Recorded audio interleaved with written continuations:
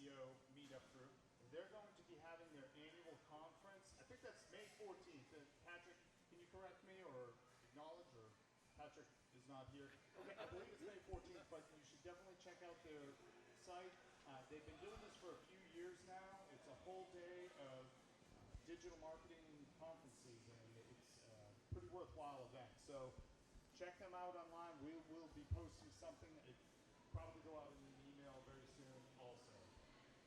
We also want to go ahead and thank all of our sponsors. Oh. I was going to get to that. Okay. I was going to announce the winner, actually, of On Crawl. But okay. Let's talk about that. One of the companies that a few in the room use and like is On Crawl. And they went ahead and did something nice by going ahead and sponsoring the event by giving away a 1-month free service to their platform. And we had put a mark on the tickets, and somebody won, Catherine, is that right? Hey, she won 1 month free. And again, thank you very much to On Crawl. Thank you so much for coming. I really, really appreciate it. Oh, hi, Jenny. Jenny, this is Lauren. Oh, good. You guys totally needed to meet each other because she's amazing. We also want to thank our gold sponsors, GoFish Digital and Adapt Partners, two fantastic SEO agencies right in this area. Thank you very much to them. And we also want to thank Keith. His company is Ecom Integrate. He couldn't do the live Facebook without him. Thank you very much, Keith. We really appreciate that.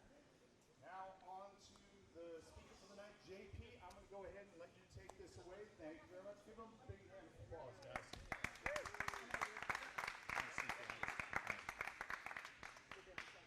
First of all, thank you so much for showing up. I really appreciate it. This is left and right. Cool. No, really, I am among friends and peers and mentors and people that I absolutely respect and admire. Thank you so much. A little bit closer. Okay. Thank you. Thank you. So clearly I'm a professional and I do things. So again, thank you so much, Adapt Partners, GoFish Digital, and Big Boss for allowing this to happen. I really appreciate it. All right. So what I do, I am the manager of search and findability. That basically means that I connect people to the information that they're looking for, no matter where they're looking for it. It could be voice, it could be chat, it could be search. There are many different pathways to find information. And at Red Hat, I use all of those pathways to connect people to the information. So who am I? And really, I first got into search technology when I was in the Army. I was psychological operations, special operations, and I jumped out of airplanes. At one point, my colonel asked me, hey, JP, figure out search engines. So a week later, I did. After the Army, I studied biology and anthropology with focus in behavioral science at UNC. And I was a working evolutionary biologist for a little while. I worked for large agencies, small agencies, here in LA. Right now, I'm in-house. And what really kind of started me on this path is that I was recruited by a startup to build a search engine for video games. So I'd already done a lot of SEO work, but this is the first time I'd actually gotten to the guts of a search engine, looking at content, relevancy, behavioral patterns, and how to measure the question, did a user find what they're looking for? And now I'm at Red Hat, which I've been there for almost 6 years now, and it is an amazing place to work, and I love it. So what I'm talking about tonight is how things find things. And I'm going to bear with me.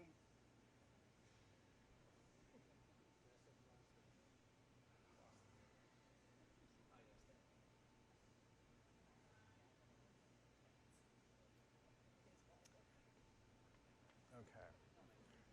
My notes don't appear to be actually showing up anymore. Okay. So basically the idea is that we all know that we look for things, but the issue is that for many search marketers, for many people in general, they just search for things. They look for things. It's not something that they really think about.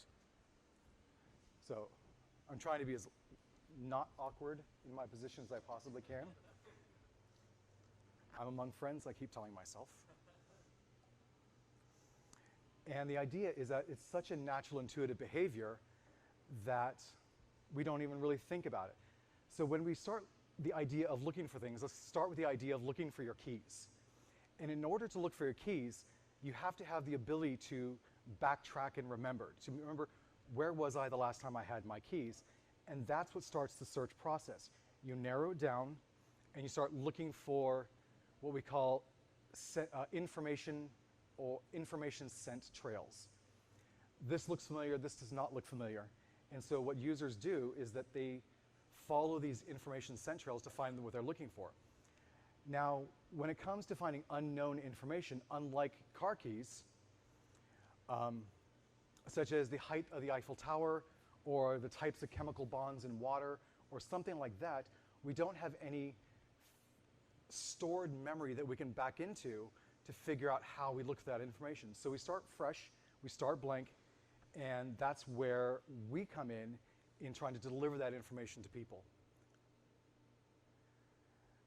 So for example, for things that rely on not being found,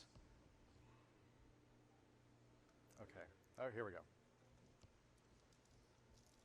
Like prey, they develop strategies to not be found. And then for us, this is a thing about they develop strategies for not being found. But when it comes to us, we need to understand that when it comes to natural selection, and this is a very common thing, it's about, people tend to think of it as the survival of the fittest. I generally don't like that phrase because it implies strength always wins. But for us, for most natural selection, it's about the successful adaptation to changing environments and pressures. And as SEOs, as marketers, we completely understand that we don't own the platform that we modify. Google owns it. And so when Google changes the way they rank things, how they rank things, how they index things, we have to adapt to these changing environments and pressures in the same way that a prey item does. And for us, the more successful we are at surviving or adapting to these changes, the more survival we have. Just like these animals, they develop strategies where they learn to avoid predators. So let's take a step back and think about what does it require in order to find and be found. So first of all, it requires memory. It requires some sort of brain or database in which information can be recalled. It requires locations, common places. This is how we find physical objects that we know that we have but we're looking for. When it comes to unknown information, it requires a language to describe it. So you have to be able to describe what the thing is. And this is the core element of keyword research, is understanding the user's ability to describe the thing that they're looking for. It requires recognition patterns. There are so many times when we say, I don't know what I'm looking for, but I'll know it when I see it. This is basic pattern recognition. And then it requires some sort of acceptance and rejection criteria. Being able to say, this is what I'm looking for, this is not what I'm looking for.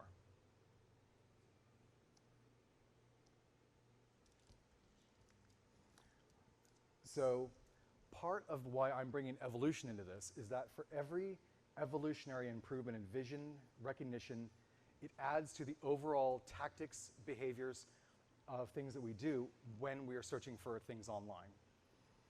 And there are things that we can do as SEOs to improve and modify the design, the semantics, and technologies to facilitate a user's journey. And that's really the key of what I'm trying to go for. I don't want to just stand up here talking about links, and I don't want to just stand up here talking about science, which would be great, but these are things that we already know as working SEOs.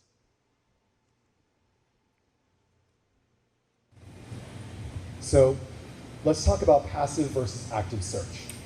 Passive search is scanning the general area without having a specific target.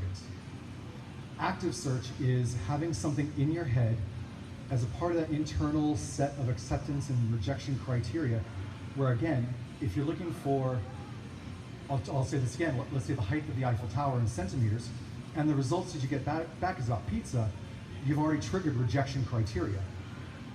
If you look for the same information, Eiffel Tower in centimeters, and it comes back in feet, also rejection criteria.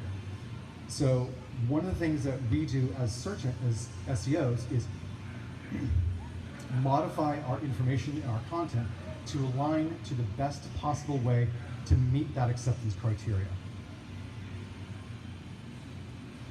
So, evolutionary speaking, our ancestors had very simple findability goals. Food, predatory avoidance, sex, and safety. It's very... Yeah, they're out of order. I don't know. I'm much more about predatory avoidance than you guys maybe, but I'm not here to judge. But if you think about it from this way, we like to, our ancestors, even back to microorganisms, multicellular individual, these are the 4 things that they were really looking for. And so, how do you find safety? How do you find food? How do you find the reproductive option? And how do you recognize predators? So we start talking about vision. We talked about needing something to store information. Evolutionary speaking, it's a brain. Technologically speaking, it's some sort of database or hard drive where information is stored. And one of the critical things is that you need the ability to store information. You need to be able to recall information. And whether it's a hard drive or a brain, that storage and recollection are 2 critical factors in being able to find something. Now, when you have this database or brain, you need to have the ability to store it. You need to be able to modify that information. For example, if you know that this thing looks like food, and then you bite it, and then your mouth burns, you need to know that this is not food. And so the ability to modify your existing database with new information that is contextual to that particular experience, that is a requirement. The ability to retrieve it, being able to remember, being able to say, oh, this thing that's not food, I will remember this from now on as not food. It also attaches attributes. And this lines up so well with schema and structured markups and taxonomies. So when you look at attributes, you don't look at just the thing as a whole. You recognize this thing has a shape, it has colors, it tends to live in a particular location.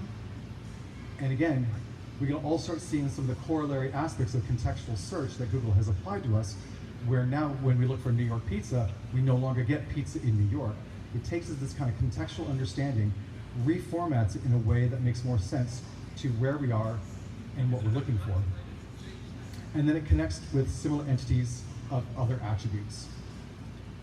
This is kind of the idea of different species having, this is essentially cladistics. It's a grouping of animals by shared characteristics. Whales, humans, bats, all have 5 fingers. We all have the exact same skeletal structure. So with this similar kind of attribute, we can start making these connections between things that are similar and then things that are dissimilar. And from a search point of view, we're looking at what are the relationships between keywords? What are the relationships between topics? What are the relationships between similar things? Are we looking for bikes or mountain bikes? These are similar things that are different in attributes, but close enough to be related to each other. And this is the kind of technology that semantic markup can actually bring to us and being able to use because we can recall it.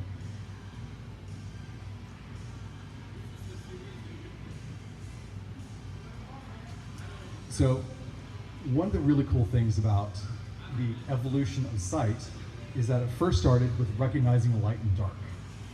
And it may sound simple, but basically what happened is that there was a multicellular organism about 550 million years ago that, first of all, it had to have what was called a protobrain. This is the thing that could store information, retrieve information, and modify information. In that biology, there were a group of light-sensitive cells. These cells had a particular protein that when light hit it, the protein changes shape just a little bit. That shape change triggers the perception of light versus dark. So when the protein changed shape, the animal's like, oh, this is light. And when the protein was standard shape, this is dark.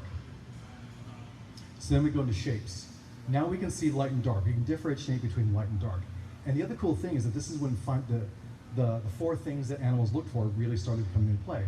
Animals started realizing that where there was light, there was more food, but more danger. Where it was dark, less food, but also less danger. So then we started looking at the benefits and costs, acceptance and rejection criteria. If you're hungry enough to explore in the light, go for it. Now we started taking a look at shapes. So rather than just kind of a fuzzy light section, dark section, we started looking at shapes. We started recognizing simple shapes, circles, and then again, we started storing those shapes based on the things that they've seen, and they see this is food, this is danger, this is safety, and this could be a mate. Motion.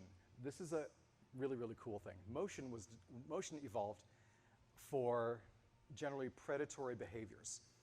The ability to see an item in motion, the brain calculates kind of a vector, a speed and direction.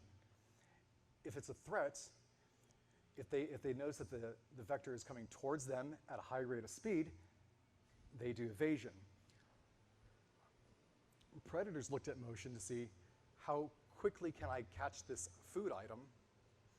And again, we're looking at animals optimizing for the lowest energy to food cost, or energy to sex cost, or energy to safety cost. And so this is how motion really influenced how animals perceived their world. Color. Patterns, and with patterns comes pattern recognition. They understand that these things are blue, they have a specific shape, you get the point.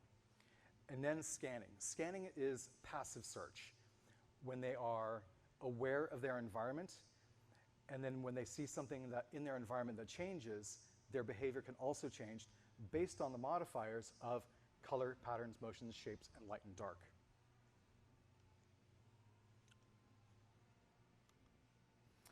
So I kind of already went over this, so light and dark.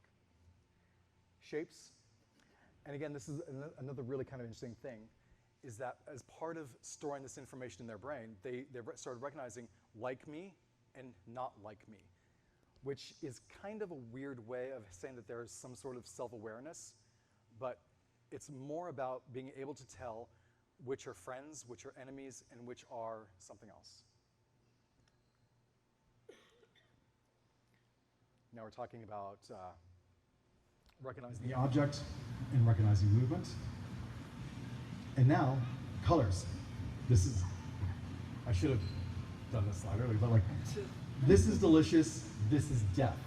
This is why color is really important to things. And again, with us, colors trigger emotions, colors trigger kind of a shift in your normal scanning patterns to find, to take a closer look as to what you see. And then pattern recognition. So this is pareidoia. Pareidoia is seeing a pattern where no pattern actually exists. And in this case, from a perspective, think about an early human looking around, sees a lion in the bushes, runs. They survive. The human sees a lion in the bushes, but there's no lion. They still run. They also survive. The human that doesn't see a lion, and there is a lion out of the food chain, out of the DNA pool. And again, is this a snake or is this a caterpillar? So this is an example of pattern recognition being used to mimic other animals for predatory avoidance. This is a caterpillar. This caterpillar has developed a snake-like head tail to avoid being eaten from behind. And then similar, these flowers kind of look similar. They're reddish, they've got yellow in the middle, probably food. This is how pattern recognition affects not only what we do, but what animals do. And one of the more interesting things about scanning information is that as early humans, we were essentially the first primates to stand up on two legs. After a long time, okay, good. After a long time, we had a different perspective, we had a different field of view than our early ancestors. So in the African savannas, we stood up. One, it gave us a larger field of view to look at, to detect dangers and opportunities, but it also made us a target. So as an upright primate, we started taking a look at this from a pattern recognition, a passive search, pattern recognizing point of view to detect dangers and opportunities. And this is something fairly unique about humans compared to other types of primates, is that we developed an upright way of looking at the world to identify these kind of patterns.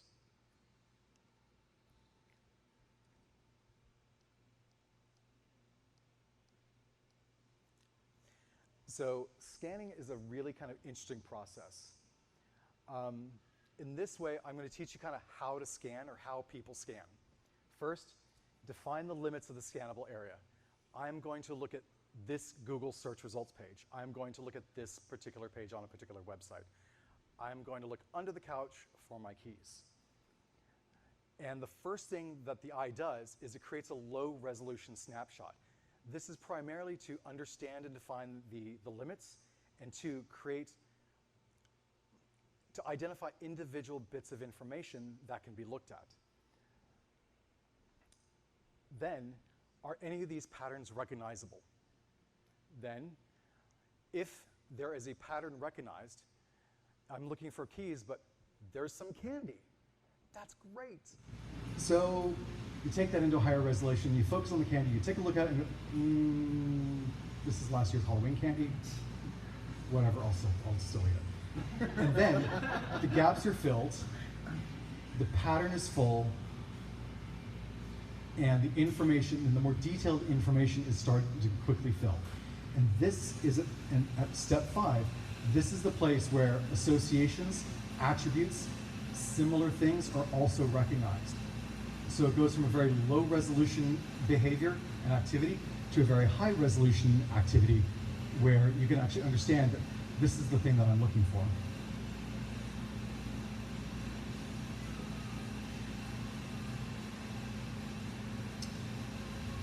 So now I'm going to talk about what I briefly alluded to is the information scent. Cool thing about snakes, they can taste in 3 dimensions. Now, information scents are areas in which you think that information could be found. And then you follow that scent because something triggers you that there's more information. And one of the things that we know from SEO is that when a person is looking at the Google SERP or any kind of SERP, they generally can quickly get what's in that snippet in about less than a second. And take that acceptance and rejection criteria to say, this is what I'm looking for, this is not what I'm looking for. This seems close. And so when you start thinking that this seems close, that's when information scent pathways start happening. And again, I really want to say that in this case, I'm not talking about search engine optimization, I'm talking about search experience optimization. Because experience is about behavior, experience is about emotions, and we're not optimizing for engines, we're optimizing for actual humans. To be fair, it was Matt Cutts came up with that. I first heard you say it, so I'm going to give you that credit. I'll take it. Exactly. Matt Cutts isn't here. So let's take a look at some of the behavior elements of a search. Every search starts with some sort of desire to either obtain or know something new. Now, that desire is translated into words. And again, this is where keyword research is incredibly important, because we talk about search intent. How do we use keywords to determine search intent? How do we use the data and analytics to translate intent into positive behaviors such as purchasing? Then there's the selection of the search method. I added this because not all searches are done on Google. Some searches are voice. Some searches are done on mobile. Some searches are done in other ways. So an experienced searcher, which we all are, will try to select the best possible way to find the information that they're looking for. Now, input. They have to create some sort of input on Google that triggers a response. And one of the interesting things about Google and search engines is that auto-suggest, autocomplete can modify that input to try to get closer to the search intent. The results populate, and then you start looking at information. That's when the scanning behavior starts. And one of the reasons why I really kind of harp on the keyword research and intent-based keyword content is because it gives the user information sent pathways. If you're on the, people don't just click on the first result. People frequently click on other results as well. And the reason that they click on 4, 5, 7 is that they found something in that description, in that small bit of content, that triggers the information sent. Selection, evaluation, and then either a continuation or rejection. So this is a pretty complex set of actions and triggers that a user does in about a second. Let's go back to this.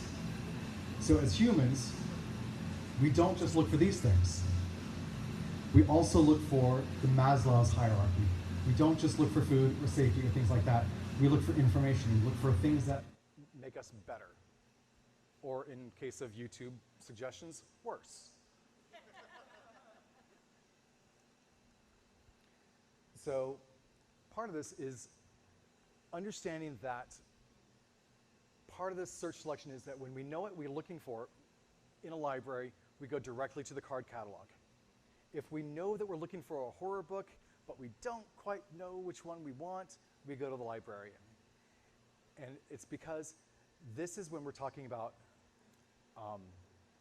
static data versus relationship data, or relational or attributive data. This is entity search. It has attributes. And this is why structured markup is so, so critical. It's the structured markup that creates these relationships, these horizontal relationships between things that are similar that create entities. So we intuitively know that leather shoes and Doc Martens are similar. They're related. These are both leather shoes. So when we talk about attribute search, we're talking about a particular feature. This could also be brown shoes. This could also be shiny Oxford shoes. But those are attributes. And so these are subordinate or a child to the parent entity. So when we're looking at entity search, we're looking specifically for Doc Martens. So it's a very different but very nuanced way of searching. So as we do SEO, are we creating information? Are we creating content? Are we optimizing for keywords that are entities or attributes? When I was responsible for the SEO for a large e-commerce bike store, entity search and attribute search were absolutely critical. And by far, people relied on attribute search because they were looking for a mountain bike. They were looking for a mountain bike that was a 29er or hardtail or fat tires. But they would rarely say, I want a Cannondale 29er fat tire mountain bike. It happens, but that's not the majority. So then when we select a search channel, often what we find is that we go into what's called a controlled corpus search. This is, the information is static, it is contained, and it doesn't generally modify until there's a next update. For search engines and digital voice assistants, we have a whole ocean search. And that means we can search the entirety of the web or that database.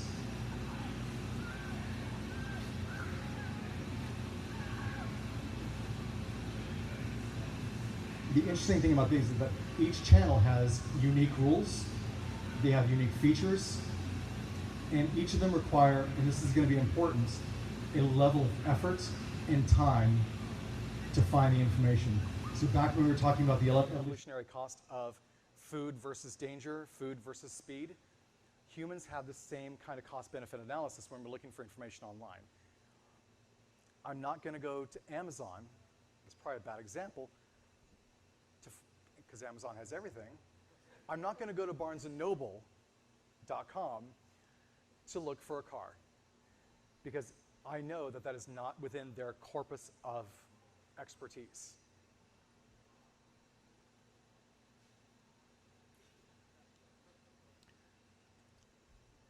And then we're going to look at the actual input methods. There is physical manipulation. I'm turning the pages. There are gestures, such as AR, VR, something like the Xbox Kinect or the PlayStation. Yes, yes. I just escaped my mind for a second. There are voice supported, which brings into natural language processing. It tunes for accents and things like that, and also colloquial and grammar recognition. Text search, cameras or image search, or some sort of input device like a mouse. So these are all input methods that humans use to find information. And depending on how much work it's going to take to input the data to get a result back is a significant factor in how people search for things. So now, the results populate. So I'm going to narrow this down to search engine because, for obvious reasons, this is where the scanning behavior is first applied. Many years ago, we talked about the magical F on Google, where people would scan down, and then they'd come up, and then they'd look left, and they'd try to figure out what they were looking for. Google has essentially shattered that with their latest search results pages. So when we start looking at information like I've talked about, let's go, colors signal ads, they signal user reviews. These are things that stand out. The shape of the actual search features, boxes, tiles, lists, images, videos. The shape of these things give us signals as to what I'm going to see. They don't do this in a vacuum. And so for here, when I'm looking for Captain Marvel, each of these search features, and this is critical for site search as well, defining the shape of the feature is an indicator of what you're going to experience. Motion is determined by like a hover over video preview. And then if I look for another movie, I'm going to expect to see a similar pattern. So once we've internalized that pattern recognition, the next movie that we search for, we're going to find that information faster. So that's when we start looking at the benefits and costs. This may seem confusing right now, and it kind of is. We know that it's going to get better the next time, because now that we've stored this image in our heads of, I know how this works. So back to scent trails. Let's take a look at these natural results. Whoops. Natural results, where are you? There you are. Okay. So this is where the scent trail happens. Netflix's Unicorn Store is an odd companion piece to Captain Marvel. Now, why would that result show up for just a generalized search for Captain Marvel? Probably because people who are looking for Captain Marvel, they either want to find information or take a direct action, either purchase or go or do something. But when it starts looking at the acceptance versus rejection criteria, it looks like there's something here. But if a user is not interested in watching something on Netflix that's not Captain Marvel, this is where the information sent ends, and they generally scan right back up. So again, this is where good keyword research pays off. This is where having a good description pays off, because the biggest thing that you want to portray is that there is going to be some sort of payoff if the user takes an action. And in this case, the payoff is most likely going to be right up here.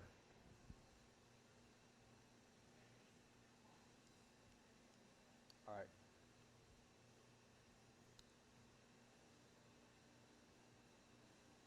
All right.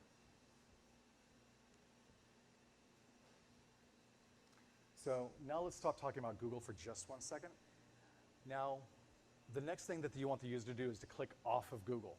That is what you want them to do. So at this point, the user has made a selection. They have started to follow that information sent. And now they're in a process called information foraging, where if they go to a site that they're not typically familiar with, they start scanning again using the same and similar patterns to forage for that kind of information. And this is when clear navigation, good design, mobile consideration, clear calls to action, scannable text become really important. Because what you're doing is that you're assisting the user in finding the information that they're looking for in a clear way that they don't have to spend too much cost on. If a user can't find information because of a poorly designed UI or no clear call to action, a couple of things are going to happen. They'll either return to the search engine, they might refine their search, or they may just be stubborn and keep looking. And this is when an interesting thing happens. It's called the sunk cost fallacy, where a user has spent so much time looking for a thing that they are going to follow this trail no matter what. And ultimately what happens there is that they're going to end up in they're going to have a bad experience, because people expect to find the information that they're looking for, and the faster they find that information, the little signal goes off in their brain, goes, yay, this paid off. If they don't find what they're looking for, it's like, this did not pay off. And these are all things that affect return visits, it affects conversion, it affects all of these different things. And if a user just decides to use your site search, something I also know about, having a good site search experience is also incredibly critical.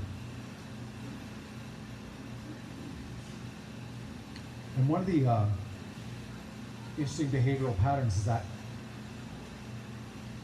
the user instinctively knows that if they don't find what they're looking for, they're going to have to re-spend that cost all over again. So this is another reason why when we say UX UI is SEO and SEO is UX UI, that's why it's so critical, because you don't want users to be spending too much of their cost-benefit analysis time following bad information sets.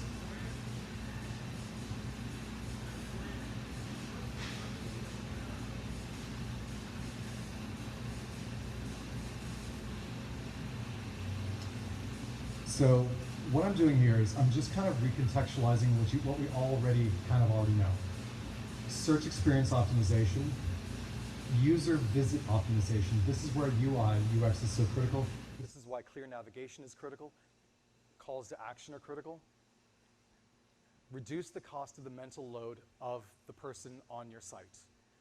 If you generally know what people are going to be looking for, using your analytics data, knowing what people search for, knowing what pages rank well in Google, knowing what pages people visit the most, being able to provide that information to that person as in a cost-efficient way by design, that is going to increase all of your positive business metrics.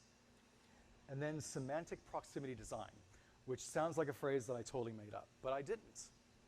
Semantic proximity design is about being able to group words in context in a related way so that information sent trails are easy to find. This basically means ignoring walls of text, using your H1s, H2s, H3s to segment the content so that it is easily scannable. One of the issues that we have at Red Hat is that we have 20-page documentation pages that are 20 pages. but the user is looking for a single command line code text that they can copy, run in their terminal, and install a thing. So all they want is that. So if I organize that documentation correctly in a way that's user-friendly, they should be able to get in, find it, get out, and they're happy. And it doesn't matter if they spent 45 seconds on the page, because they're happy.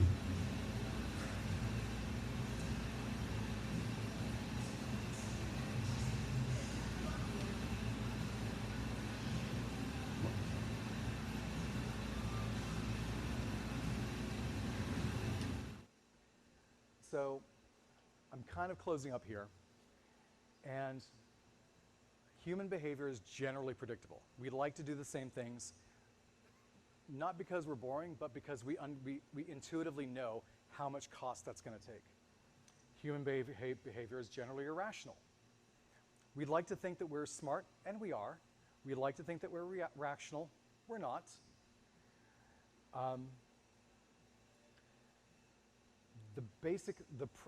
One simple reason, and it's not the only reason, but it's that a lot of our behaviors are based off of millions of years of habit forming. We scan because our ancestors scanned. We understand motion because we've already done this. And lastly, I'd really like to thank, by name, some of the collaborators that I worked with. Bill Slosky, Marianne Sweeney, Jenny Halles, Don Anderson, and my former intern of human factors psychologist who just recently got his PhD.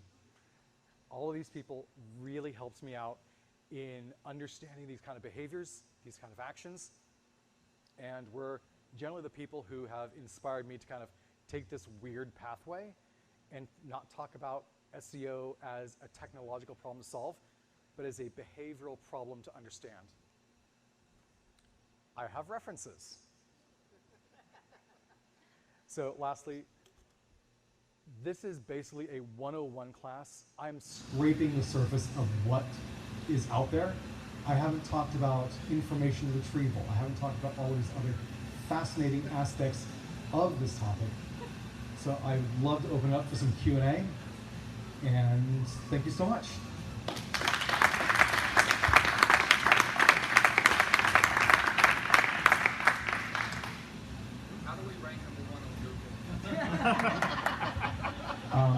How do we rank number one on Google? Oh, I'm really glad you asked that. I got an email the other day from a guy. He said that he scanned my site and he didn't find the keywords that are good. So for $50, he can submit our site to Google and get number one. So. Well, I have a real question. Have you looked at all into like morphological features of words and how those transition to different types of kind of keyword categories or sets or feelings or emotions? That's a really good question. Let me restate that question so that one, I can understand it, and two, that you can correct me if I'm wrong. Okay. So in terms of the morphological words, the morphological features of words, and we're not talking about the literal shape of words, more of a contextual understanding morphology. Right, like or grammar, or just the essence of individual parts of words that are more like if you go back in history, like mantra, mother, they're more kind of salty sounding, and then you have like firecracker, that's more of a kind of a staccato sound. Okay. That has different kind of connotations to it. Just thinking from biological, because language itself is kind of a biological thing. I should have been a philologist. Yeah. So I think the question was, when it comes to the morphological sound of words, where similar words have had over history, similar sounding words have had similar sounding meanings, and research on how the internal, like I'm thinking of a word, and so I kind of hear it in my head, and the speaking of the word affects either information foraging or recognition or decision making. That is a fantastic and really cool esoteric question. I don't have any expertise in that, but of the things that I have read, there are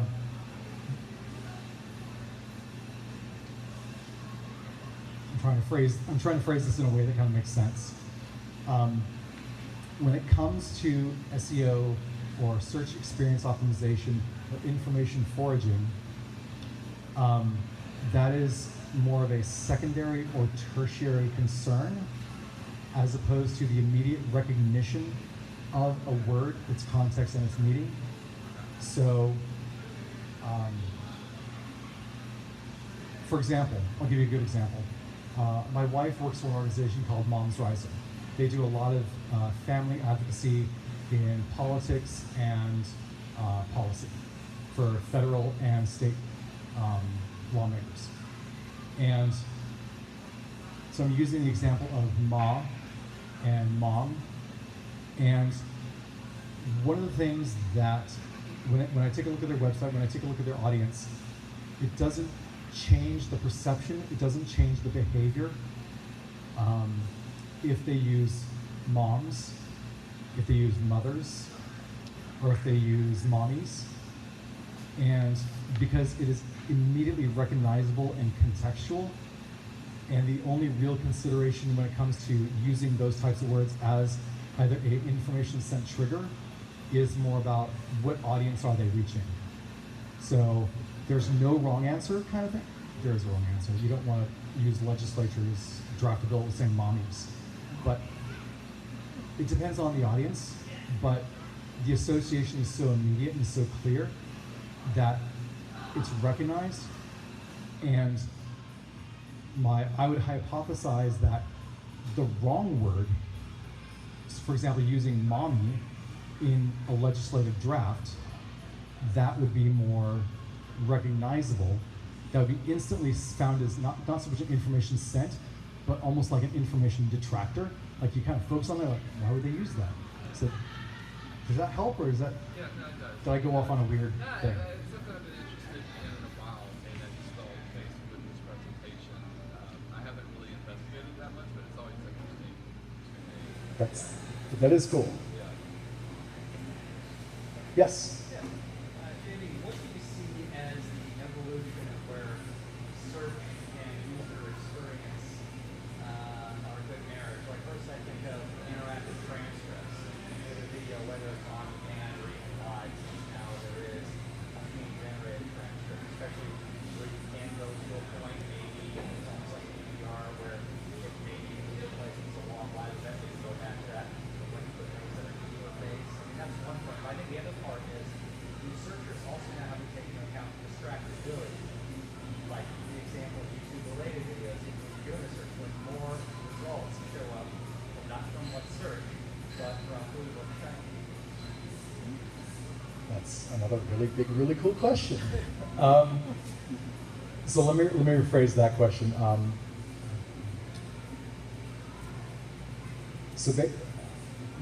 Please, again, correct me if I don't quite phrase this right. When it comes to what kind of behaviors are present when people are looking at different types of media, such as videos or interactive videos or interactive features, it's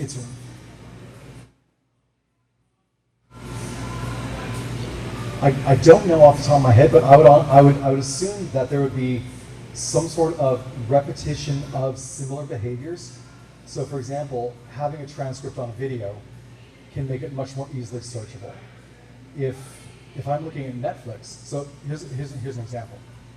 My kids are really super into this Netflix show called Dragon Prince, and I think it's pretty cool too. Having some sort of integrated, what's it called? Like when they put the words on the text, like subtitles. If the subtitles were a part of the indexation process of Netflix, then I could theoretically search Netflix for moon elves and get that content back. I don't know of any good examples of any organizations that are using that. I do know that YouTube does look at transcripts. They have auto transcribing, they have other types of things, and so you can look at the transcripts as a source of not just keywords, but intent, and even a particular section of a video that mentions what you're talking about, like that time when X did Y. That might be indexable, that might be searchable, that might be relevant. And again, I don't know of anyone who's actually doing that, but coming from my work as a site search person, that was incredibly hard to ascribe a level of relevancy to that would overtake, let's say, like a title of a video. So it would almost have to be some sort of faceted search where you're already in the Dragon Prince context, and then you look for a particular phrase or something or a character, because otherwise the corpus of media that you'd have to index and search and ascribe relevancies for would be so huge that you really wouldn't be able to narrow it down. Is that helpful? So basically you're saying the commitment would need to be there where someone would be not just a searcher, but a customer or a subscriber, have that visual about it. You want to use that Netflix imagine. What if it was a foreign language film and had the closed captions in English? You have to be certain on a particular point, of course, the relevancy, the cost that would be involved with a large subscriber base, but the cost of these arguments. If you want to save time, instead of watching a 12-hour video of Game of Thrones, seasons, maybe you just want to find one all the time to keep the drop pretty slaps. Right, right. No, yeah. I was just going to add that Don Anderson, who you mentioned, has done some research into this, and they're really working on the information retrieval experts are really working on being able to use some form of machine learning lip reading to be able to identify what's actually being said in videos, so that they can provide that level of granularity to be able to tell you every scene where drop is slapped. But Google will not show you the 30 seconds of a YouTube clip of what you need to know. So they're doing something related to that. Yeah, yeah. And then, Yeah, sorry. please, And please. then the other thing I was going to add is Casey Murphy is another person in the industry who does who focuses primarily on website audits for food bloggers, and he has some really he did a section of it I guess a few years ago. I think at HubCon, I don't know if you were there, but where he talked about how just because you have a feature, you shouldn't necessarily use it. Because all of these food bloggers were like, oh, we need to make these videos, these style of videos. They get shared on social media all the time. But in actual fact, when they did surveys of customers said, don't like videos because my hands are covered in flour and I have to keep things paused up. So some things like that as well to consider. Yeah, no, Say that's something like Google Play, where they can tweet you an Apple recipe and say, okay, Google, stop. Yeah. Yes. It's only 30 seconds, but that takes a level of familiarity and training. That's always the challenge. Yeah, I honestly think that, I think, Jenny, you really hit on a good point, is that I would expect there to be at some point in the future some sort of meta-contextual structured markup where it takes the transcript of a video and then overlays that with some sort of like recognition of the video of, oh, this is a slap, this is a dragon. So some sort of image recognition and or behavioral recognition where you're not just searching for the words, but you're searching for an action, where an action or is recognized and added to some sort of markup.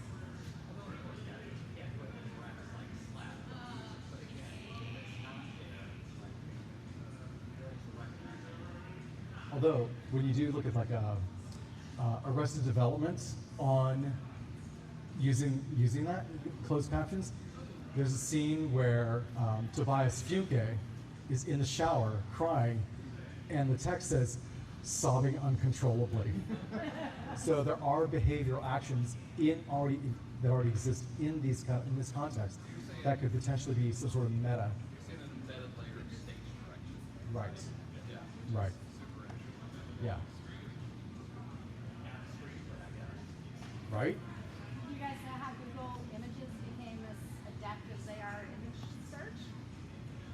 Anybody who's machine learning? Does anybody remember the game that Google had?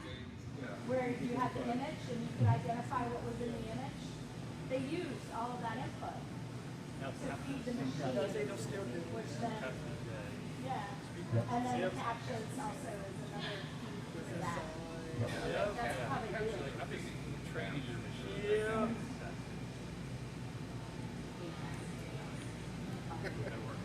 I don't think they're going to let you have a word edgewise. So. And this is collaboration in action, so Yes, it I'm is. all for this. Your very own chat room. Right? Well, does anybody else have any other questions right now? No? Yeah.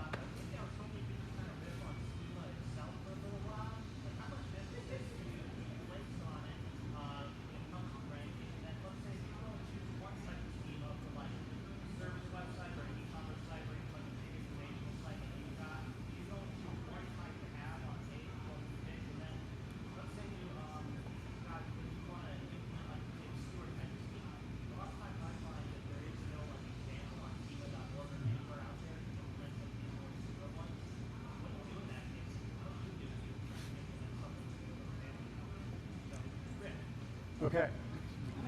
Riffing on schema. keep going for a while. So in the interest of, so perfectly honest, full transparency, I've never been accused of the crime of brevity. So when it comes to schema, I generally focus on JSON LD as the best type of schema format. Two, when it comes to ranking in schema, I don't think that there's any clear evidence that having schema directly influences rank. However, I think that I think schema should best be seen as a force multiplier. It allows Google to get more contextual information, relational information, attributive information to make the topic more fleshed out. So I think structured markup creates a level of depth. It creates a level of horizontal relationship data that Google is better able to understand. If you still have a garbage site with schema, you still have a garbage site. That's not going to be the thing where Google's like, Amen. nice. So that's kind of my view on schema.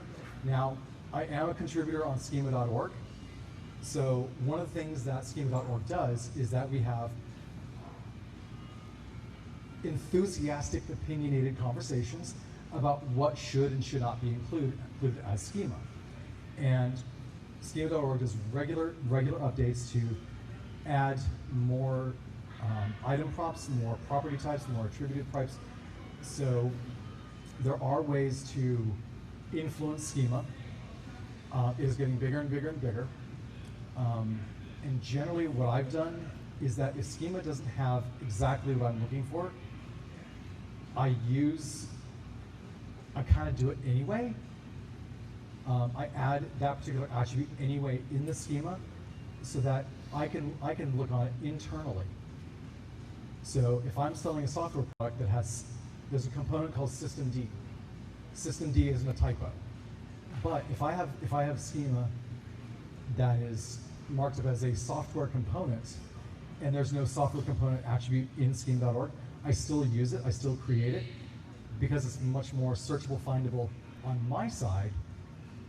And honestly, I don't care if Google understands it or not, because at some point it will, but for now, I'm gonna use it because it helps me. Huh? Why were there no dinosaurs in your presentation? Oh yeah, I was going to come up. Oh, No, we won't. And the black hole didn't come up one time. I know. You missed out. So I do have another presentation that does include dinosaurs. But yeah. Did y'all know that last, or a few months ago, they found a lake in either North or South Dakota that just had this whole splay of fish, and it basically they allowed them to be able to tie that back to the community that happened. Oh, by the way. Yeah. It's ruining your ears. This is great. So at the Museum of Natural History in Raleigh, they have one of the earliest Tyrannosaurus rex fossils, and it's like this big. It is a tiny tyrannosaur, and it was alive during the Cretaceous. No, it was in the Jurassic, and then the big T-Rex was in the Cretaceous. So, and it was found by like NC State, a collaboration with the National Museum of Science in Raleigh. So, it's kind of a big deal. Anyway. Well, thank you very much. Thank you.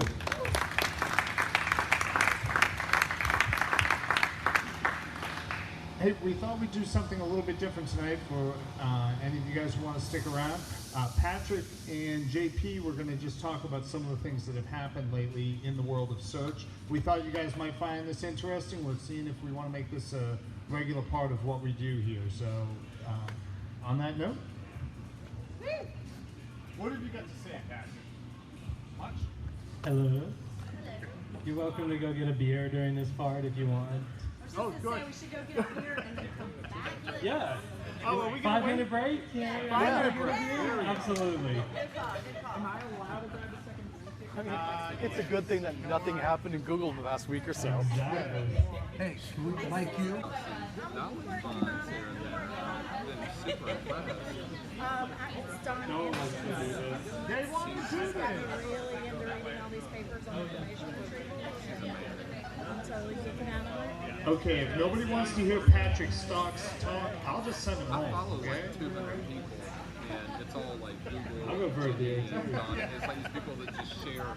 Like, No, this was just a little thing we figured, like an extra added value. We know people are busy, they don't get to keep up with the news. Yeah. So we just want to cover some important changes. Well, if people like this, let us know. We'll do this every month. you were the only one that had like a really good I guess in the last month, major algorithm update, core update, expertise, authority, trust, etc. I'm not going to cover that in depth, but basically don't make your site shit. pages. And I was like,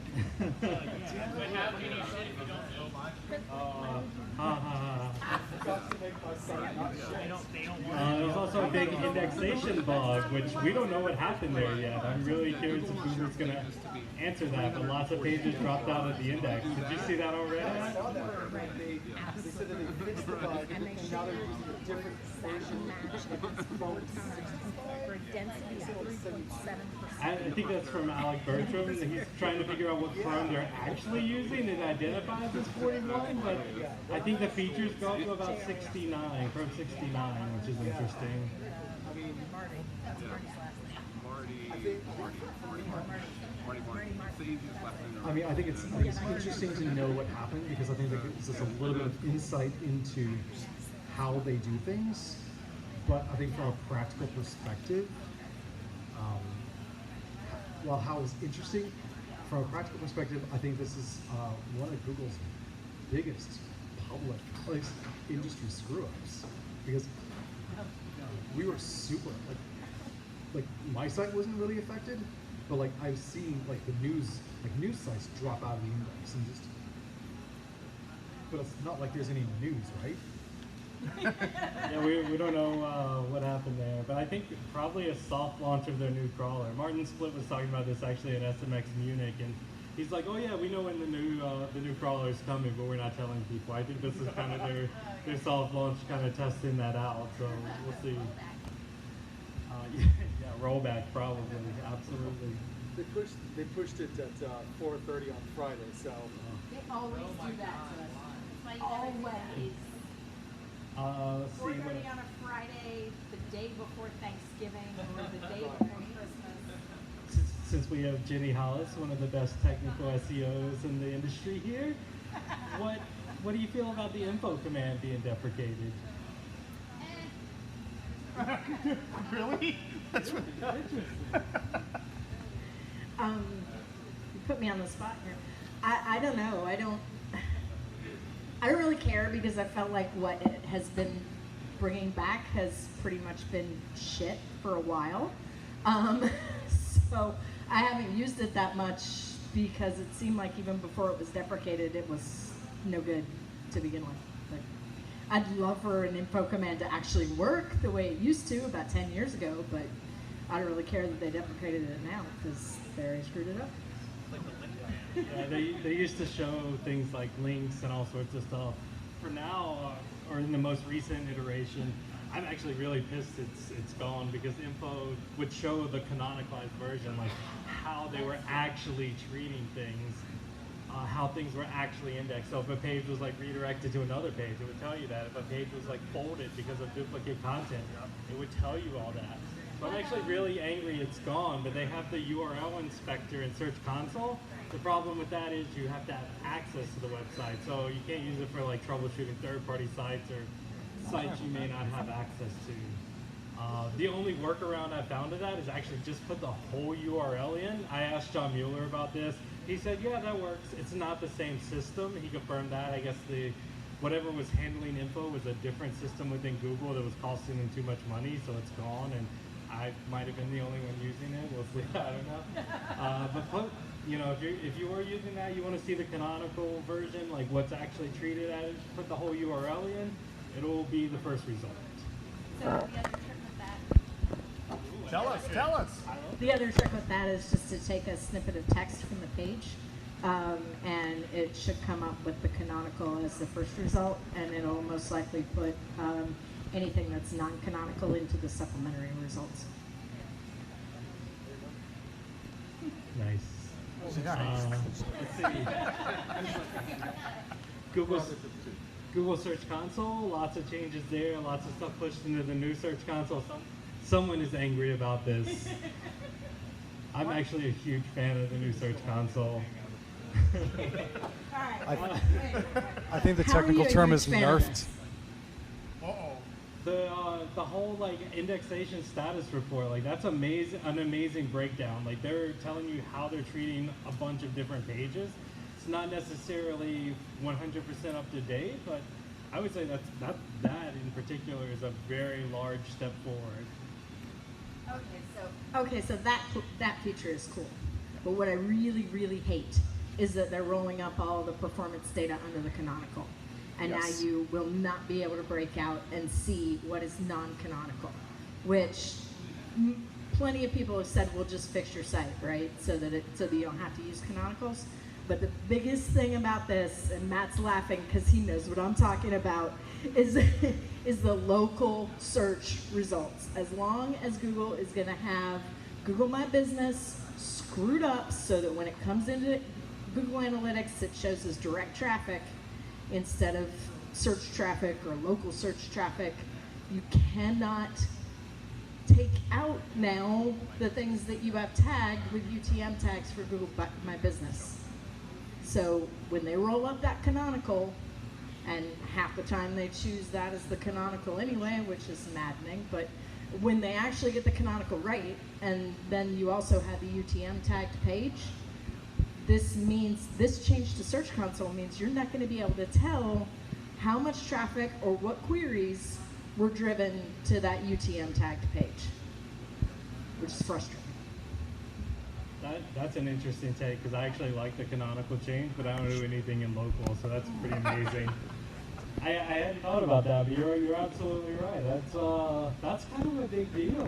It is kind of a big deal. I've been yelling at John Mueller about it for weeks. He's tired of me in his inbox. Let's see what else. They also added domain properties to Google Search Console. I love that.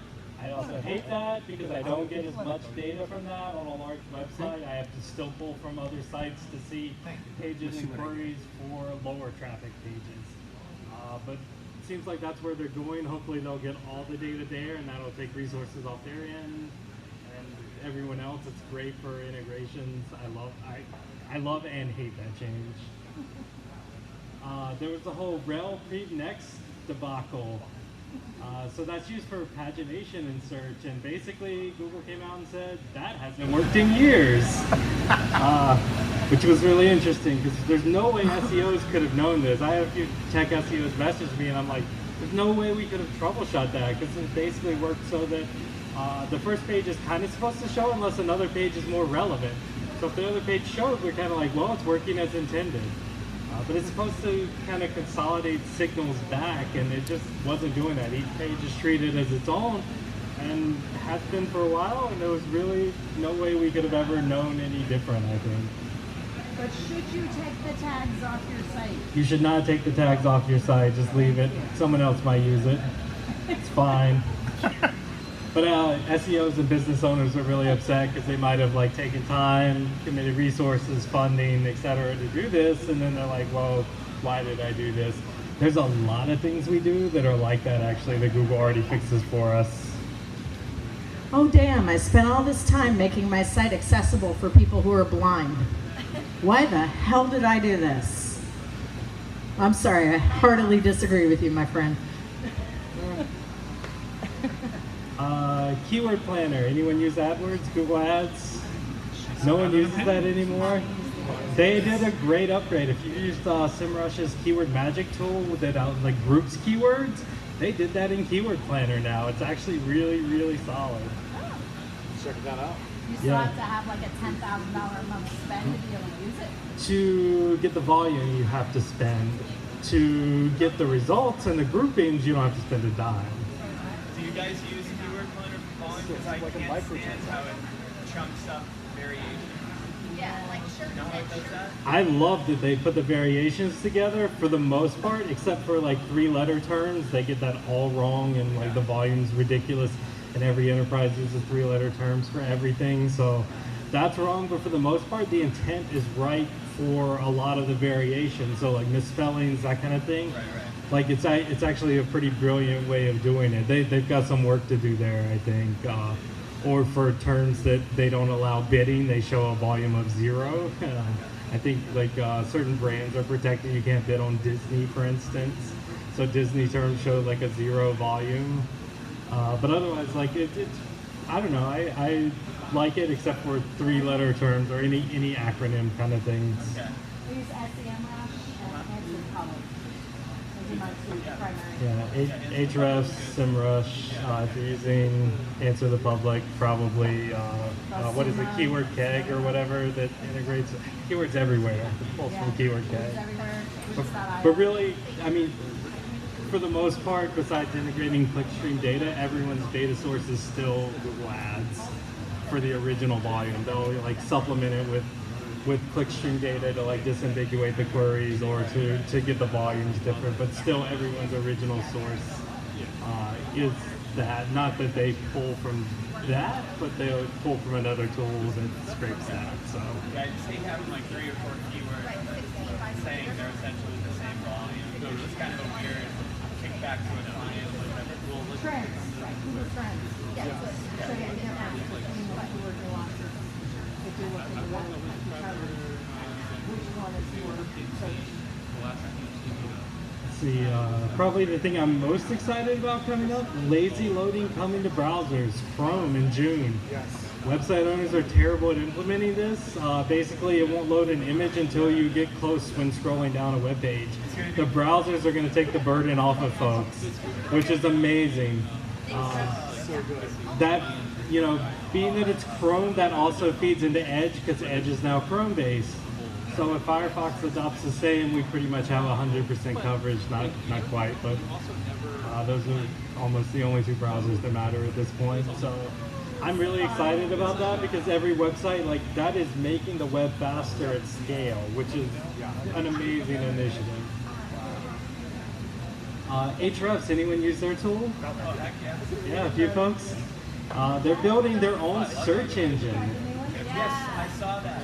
Yeah, they're going to compete against Google. Right now they're like a big data provider for backlinks, for keyword data, for a bunch of stuff. third-party study and showed they had like the second best crawler out there behind Google, even better than Bing's, amazingly. And now they're going to build their own search engine focused on privacy and also profit sharing to content creators, which is interesting. We'll see how that goes. I don't know. That could be GDPR compliant finally. Oh, yeah. Yes. I like one. I love the idea. I love the fact that there is going to be another competitor to Google. I think that the idea of essentially doing some sort of profit sharing with content creators, that I think is a direct play at essentially trying to capture more of that volume, because Google doesn't do that. So I think they've got a pretty solid strategy. And honestly, like of all the organizations I know, Ahrefs could probably pull it off the best. I find that one interesting because of the privacy angle. Like, I actually don't think people care about their privacy. Look at DuckDuckGo, like it's growing. Some people say they like the results, but those same people say they hate the Bing results. It's the same results. Bing powers DuckDuckGo, Bing powers Squat, Bing powers AOL, Bing powers a bunch of stuff. It's basically Google and Bing for the US market, and that's about it. But I don't know that the privacy thing will work, but the profit sharing, that really could be interesting, especially for news providers, and considering the EU basically just killed Google News with some of their new regulations. I think there's definitely a market there, and those guys are based out of the EU, so probably a big reason for them doing that.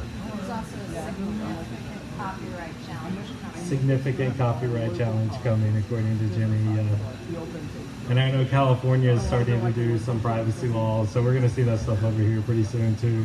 If you haven't worked with GDPR, it's a fucking nightmare. It's a headache. No one is in compliance. No one has been sued for 4% of their yearly revenue yet, but probably going to happen soon. Testing changes to code in the mobile-friendly and AMP testers from Google. That's a nice new feature.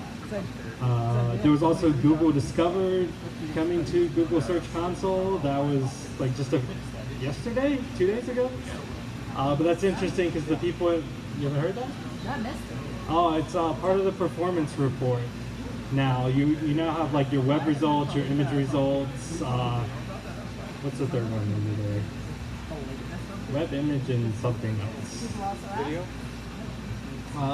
Video maybe. I don't remember. Yeah. But now the Google Discover, that's basically like your Google News feed. Like when you click the G on your phone, like that's the Discover feed. You can kind of train that to show things that you like. I've had a lot of people, Dan Petrovich actually was talking about this. He said that replaced Reddit for him. That will not replace Reddit for me, but hey, it's a good source of news. I use it. But it's interesting now because you can actually see the data in there, at least for the pages. There's no keywords or anything because it's not how it works, but you can see what pages are, what's driving traffic to the pages in there. I think we talked about this a little bit last month, but the Moz DA change. That's probably the only other major thing I can think. Yeah, where's Russ? We need to troll Russ. Tough to explain? Fun to explain. We'll talk about that? Can I say one thing real quick? If you have any free tickets left, go ahead and purchase them because I need to close out. JR, can you go get me a beer? No! There's no real thunder, but I was just saying that that's been a fun one to explain to clients because a couple of competitors have overtaken them, and so it's a tricky dance. You have to tell them that, okay, this algorithm changed and your score has changed, and now you might be trailing some competitors, but this is a third-party metric that Google doesn't refer to at all. So yeah, it's just been tough to explain because they don't know what to make of it. They're like, are we doing worse, or is our profile still healthy? Is it worse? So, It's like a life science. yeah, exactly. Which Bill loved. I love when people reference the Alexa rank. I'm at IBM, and when they do that, I'm like, you realize that's owned by Amazon, right? But you're referencing a metric by one of our competitors for us. It's ridiculous. But yeah, with TA, that was interesting. They basically, like, that's their strength of a domain metric, and they took out a lot of basically spammy links and stuff. I got to see all the data behind this, thanks to Russ Jones. He wanted a sanity check and blah blah blah. But really brilliant, really killed. if you go to Blackout World, oh my god, those guys flipped out. All the stuff that they pitched was terrible to begin with, and now that kind of reflects at least in domain authority. I don't know, I think that was all I had. If anyone has anything else from the last month or so they want to share. Okay, then we are done. Thank you.